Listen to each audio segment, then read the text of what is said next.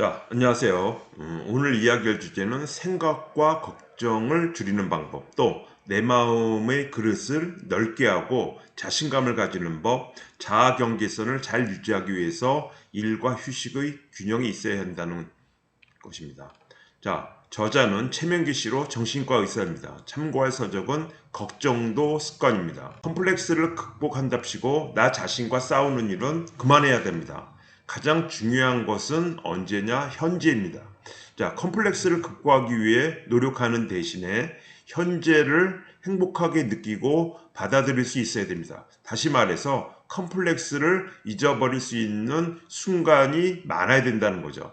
그런 시간이 조금씩 늘어나다 보면 어느덧 컴플렉스 자체에 대한 민감도가 떨어지게 된다고 합니다. 자, 컴플렉스를 완전히 잊어버릴 만큼 즐거운 일이나 취미를 찾으라고 합니다. 참 저 사람은 컴플렉스가 없나 라는 생각이 들 만큼 자존감도 강하고 유쾌한 사람들을 많이 만나라고 합니다. 흔한 얘기지만 어차피 인생은 누구에게나 단 한 번뿐입니다. 내가 잘하는 것, 좋아하는 것을 하면서 즐겁게 살기에도 시간은 짧습니다. 자, 끝도 없이 이어지는 고통의 감정을 어떻게 격리하느냐? 잘 안 되죠. 자, 저자는 자신의 상황을 영화나 드라마 속의 한 장면이라고 상상하라고 합니다. 그리고 관객의 입장에서 제3자에서 그 장면을 감상하라고 합니다. 이렇게 하면 의외로 잡다한 생각이 멈추면서 아주 객관적으로 자신의 상황을 분석하게 된다고 합니다. 자, 걱정은 생각이 지나친 경우이므로 잊어버려야만 합니다. 잊고 싶은 생각을 제일 구석진 방의 북박이장에 넣고 잠그거나 아주 깊고 깊은 지하실, 그 안에서도 가장 깊숙한 곳에 꽁꽁 숨겨놓는다고 상상하라고 합니다. 자, 땅을 깊숙이 파낸 다음 완전히 묻어버리는 상상도 도움이 될 수가 있습니다. 자, 상상만으로 잘 되지 않는다면 그림을 그리라고 하네요. 자, 그 집에 다락방을 그리고 나의 컴플렉스와 그로 인해 발생하는 고민들을 넣고 잠그는까지 하면 마음은 편해진다고 합니다. 자, 걱정이 많은 사람들에게 공통적으로 볼 수 있는 사고방식은 항상 최악의 상황을 상상하고 걱정하는 거라고 합니다. 이를 두고 재앙화라고 표현합니다. 재앙화는 일종의 자동적인 사고입니다. 조금만 안 좋은 일이 생겨도 재앙화로 이어지면 당연히 두려움에 빠지게 되죠. 두려움에 빠지면 더욱더 좋지 않은 상황을 상상하게 되는 악순환이 벌어집니다. 이럴 때는 혼자서 꼬리에 꼬리를 무는 나쁜 상상에 사로잡히기보다는 누군가와 함께 대화를 나누며 이성적으로 생각하기 위해 노력해야 합니다. 물론 그 상대는 본인보다 훨씬 더 분별력 있어서 상황을 객관적으로 얘기해 줄 수 있는 사람이면 좋겠죠. 그렇다고 너무 또 이성적이기만 하는 사람은 자칫 분석적인 이야기만 하니까 나의 마음이 불편해질 수가 있습니다. 따뜻한 위로를 건네주되 정확한 지적도 함께 해줄 만한 상대를 골라 대화를 나누라고 합니다. 생각이 많아지고 불길한 기분을 지울 수 없을 때는 기윈 요소가 무엇인지를 좀 차근차근 짚어볼 필요가 있다고 합니다. 일단 과거에 성공했을 때와 실패했을 때의 각각 네 가지 요소, 자, 능력, 노력, 과제 난이도, 운입니다. 이 어느 정도 비중으로 작용했는지 분석하라고 합니다. 그 다음에 현재 내가 처한 상황에서 무엇이 모자라고 무엇이 충분한지 역시 따져보라고 합니다. 자, 막연히 안 될까봐 걱정하는 것은 별로 도움이 되지 않습니다. 구체적으로 생각을 해야 됩니다.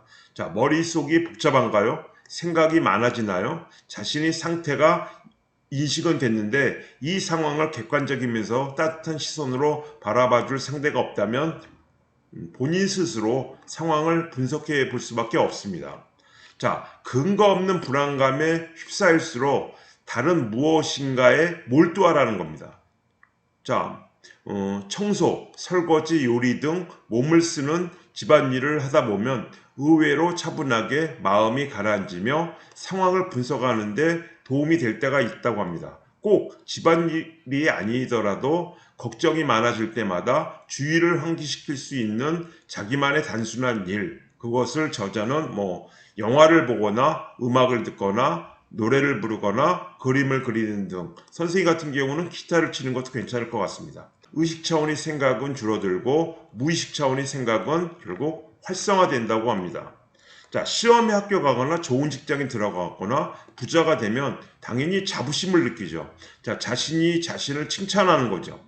자, 자신이 자신을 칭찬할 수 있을 정도로 누구나 감정이 잘 발달되어 있다면 좋겠지만, 그렇지 않은 경우에는 칭찬해 줄 사람을 만나면 좋습니다. 함께 기뻐해 줄 누군가가 옆에 있어야 합니다.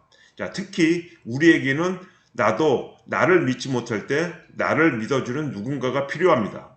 자, 가족이 그 역할을 해주면 다행이지만은 자신감과 에너지가 결여된 이들의 상당수는 그 역할을 가족이 해주지 못해서 그렇게 된 것입니다. 그런 의미에서 힘들 때 기댈 수 있는 사람이 옆에 있어야만 자신감이 자라게 됩니다. 자, 자신감을 자라나게 하는 방법 중에 하나입니다. 자신이 스스로 선택하고 책임지는 것에 익숙해져야 한다고 합니다. 자, 자신감이 부족한 이들이 특징 중 하나가 무언가를 결정하기 전에 계속 물어봅니다. 뭐 선생님도 좀 그런 것 같아요. 자, 어떤 색깔의 옷을 사야 할지, 어떤 대학에 가야 할지, 어떤 직장에 들어가야 할지, 이러한 귀찮은 질문들에 기껏 진정성 있는 대답을 해주는 사람들의 의견을 또 무시합니다. 그래서 이들은 결국 엉뚱한 선택을 하는 경우가 많습니다. 당신이 진정한 조언을 분간하지 못하고 자기 이익을 챙기려는 사람들의 결정에 따라서 인생을 산다면 결국 당신의 인생은 그냥 당신의 인생이 아니라 그들의 인생이 됩니다.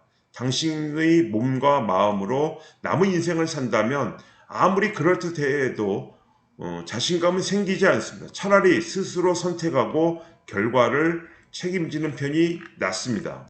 자, 저자는 자신의 자아 경계선을 멋있게 만들어 가겠다는 생각을 꾸준히 지켜가면서 즐겁게 살 때 가능하다고 합니다. 그러려면 일과 휴식의 균형이 맞아야 합니다. 자, 외적 성공과 내적 성숙의 균형 역시 중요합니다.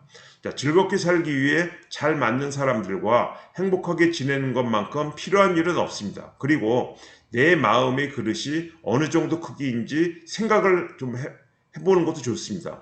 쟤는 도대체 왜 저러는 거야 하고 화를 내기 전에 내 작은 마음, 그릇에 사람들의 마음이 온전히 담기길 기대하기 전에 상대방의 입장에서 좀 더 깊이 생각해 보는 시간을 가질 필요가 있습니다. 매우 중요한 것 같습니다. 자, 타인의 마음은 어떤 점에서 물과도 같습니다. 내가 타인을 수용하게 되면 결국 내 마음 그릇에 타인의 마음이 담기며 내 마음도 가득 차 오르게 됩니다. 그러면서 내 마음 그릇도 점점 더 커지고 내 자아 경계선도 점점 뚜렷해지고 또 유연해진다고 합니다.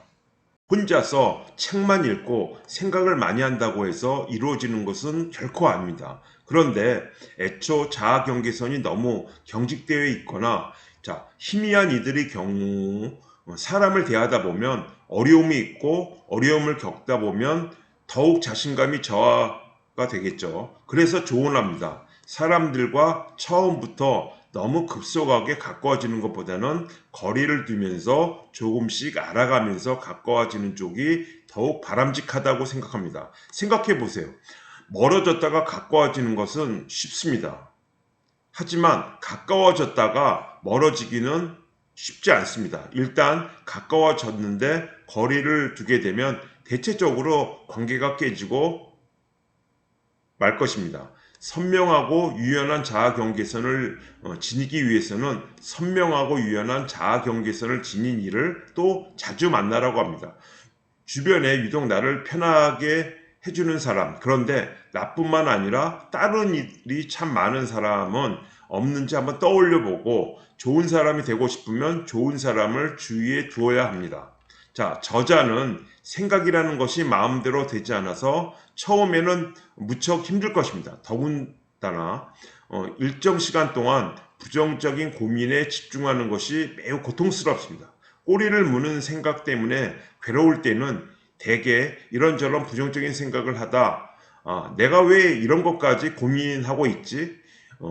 이렇게 수많은 색깔의 생각들이 합쳐져 뒹구는 머릿속을 오로지 고민으로만 가득 채우는 것은 의외로 고도의 집중력이 필요합니다.